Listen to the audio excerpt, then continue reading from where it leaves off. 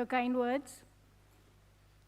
Honorable Raksha Rajyamantri, Shri Subhash Bhambre sir, Guest of Honor, Honorable Minister for IT, Industries, Municipal Administration, K.T. Rama Rao Garu, distinguished guests, Lieutenant General Satish Dua, Chief of Integrated Defense Staff, Dr. Christopher, Secretary, Chairman DRDO, Dr. G. Satish Reddy, Scientific Advisor to Raksha Mantri, Alka ma'am, Tessie Thomas ma'am, and all the distinguished guests and everybody who has gathered together to celebrate this wonderful occasion. My warm greetings to all of you on the occasion of International Women's Day. It's a proud privilege to be in DRDO today.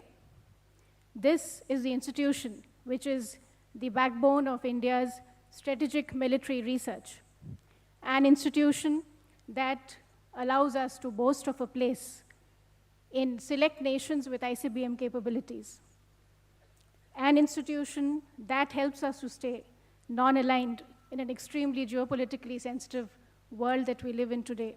And of course, the institution that has always helped us to maintain operational dominance and battleworthiness every time this nation has gone to war. I salute all of you, the scientists, the technical advisors, the non-technical staff who make up this great organization.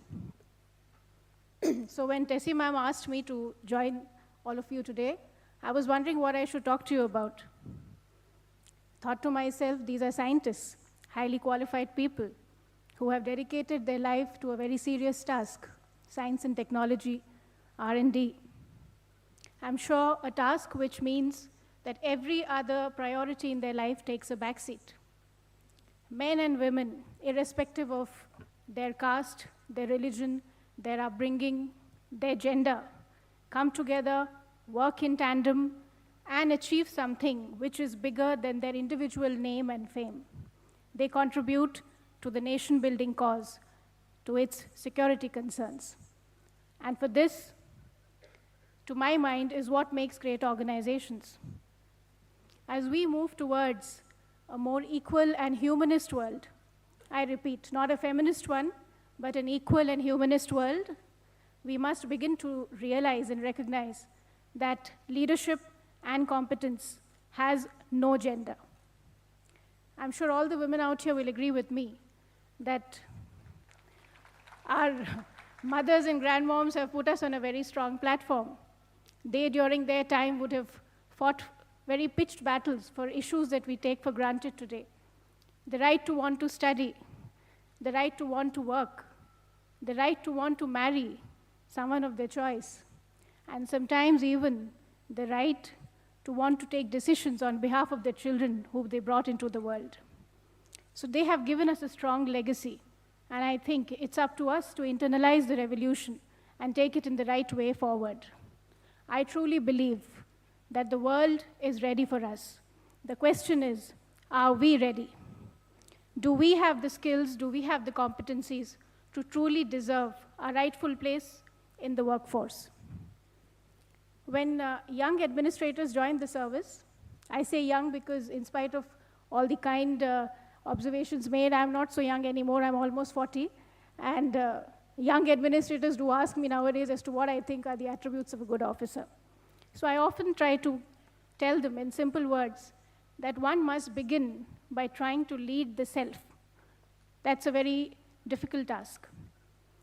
It means having commitment to your goal, to what you want to contribute to your chosen field of work, to have a long-term vision of where you want to see yourself.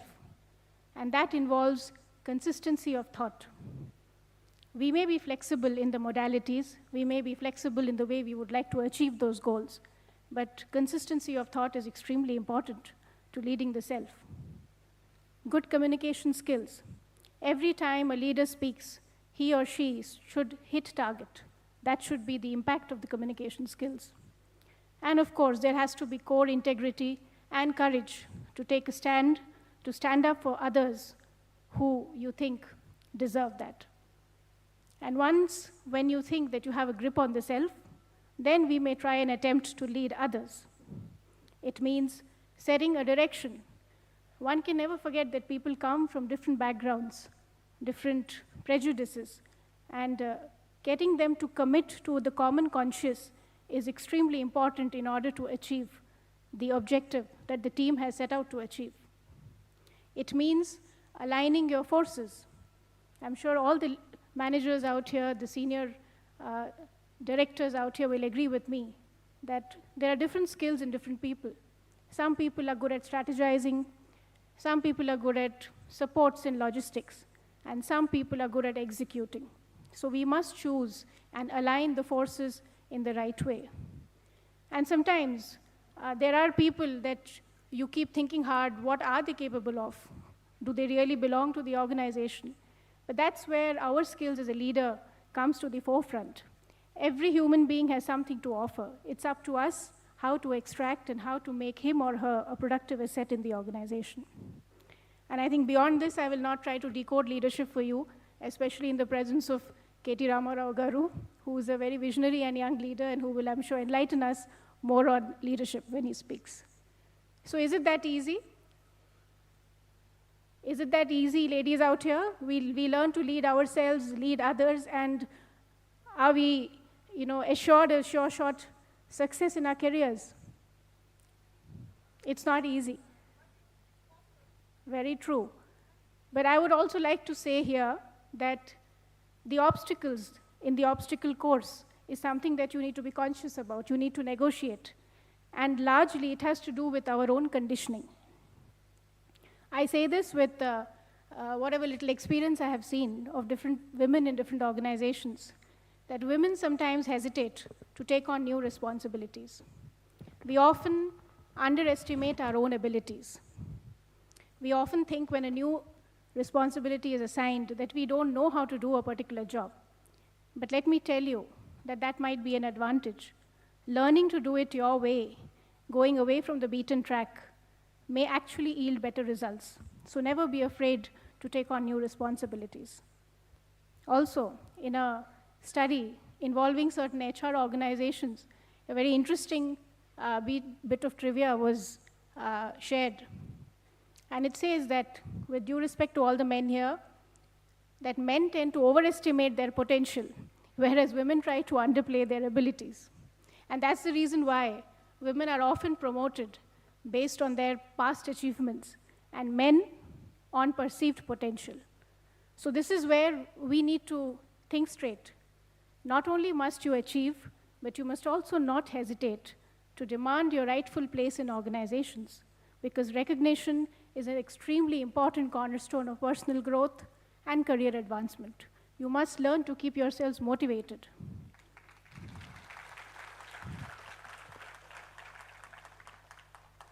And the third obstacle, which across the world is the most challenging one. I'm sure all the ladies out here would agree with me that the biological clock and the career clock are in absolute conflict with each other. That is the age when a woman is expected to have a family, to look after young children, and sometimes take on the responsibility of aging parents.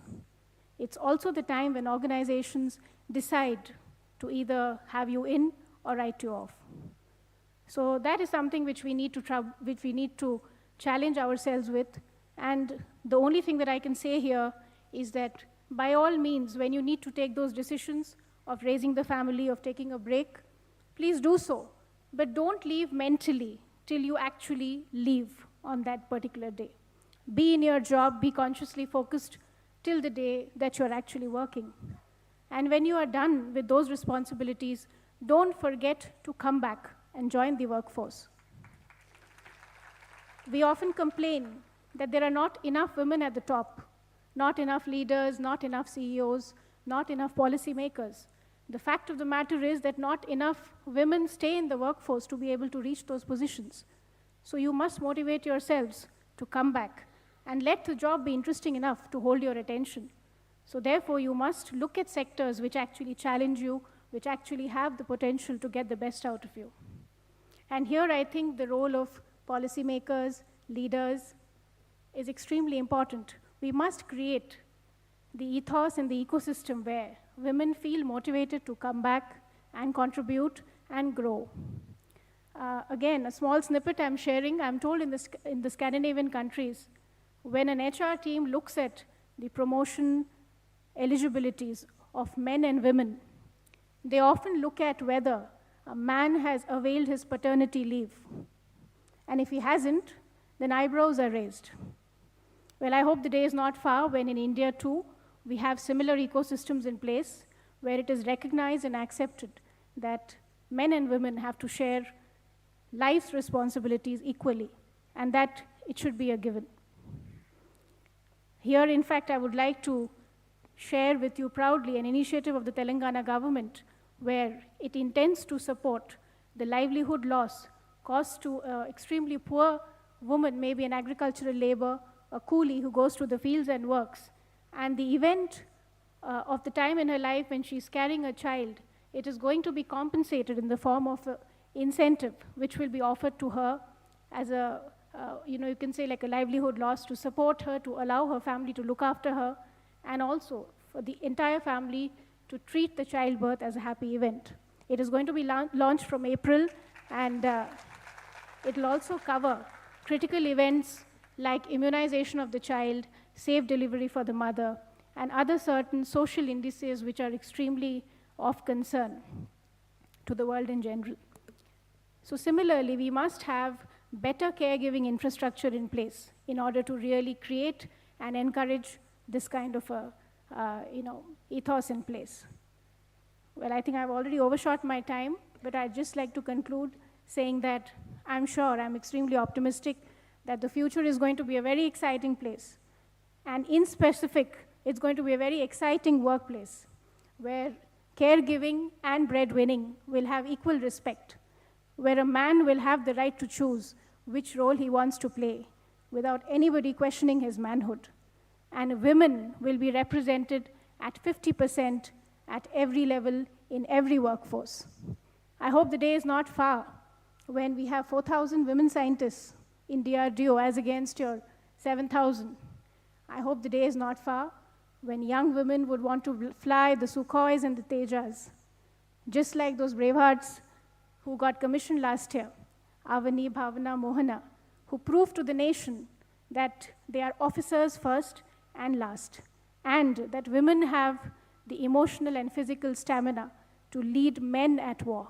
I hope the day is not far when we have many more Tessie Thomases, a woman who doesn't believe in just breaking glass ceilings, but she blasts through them right into space. So wish you a great year ahead, and I hope that every day is a celebration of you as a woman, as a mother, as a wife, as a friend, as a professional, and most importantly, as an individual. Wish you a very happy Women's Day, and thank you for this privilege.